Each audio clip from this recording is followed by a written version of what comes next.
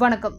ஆடி அமாவாசை முன்னிட்டு புதுச்சேரி கடற்கரையில் திதி தர்ப்பணம் கொடுத்து முன்னோர்களை வணங்கிய பொதுமக்கள் தீர்த்தவாரிக்கு எழுந்தருளிய உற்சவ மூர்த்திகளையும் வணங்கி சென்றனர். ஆடி அமாவாசை என்பது முன்னோர்களை நினைத்து படையலிட்டு வணங்குவதற்கு உகந்த நாளாகும்.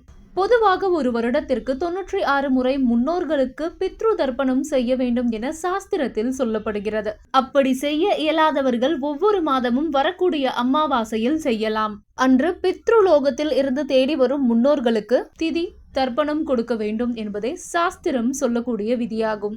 வருடத்தில் முக்கியமான 3 அமாவாசையில், அதாவது ஆடி அமாவாசை, தை அமாவாசை, புரட்டாசி அமாவாசை ஆகிய நாட்களில் திதி தர்ப்பணம் கொடுப்பது நல்ல பலனை தரும். முதலில் வரக்கூடிய அமாவாசை ஆடி அமாவாசையாகும். ஆகவே ஆடி அமாவாசை சிறப்பு பெறுகிறது. ஆடி அமாவாசையை முன்னிட்டு புதுச்சேரி கடற்கரையில் புரோகிதர்களை கொண்டு முன்னோர்களுக்கு திதி கொடுப்பது வழக்கம்.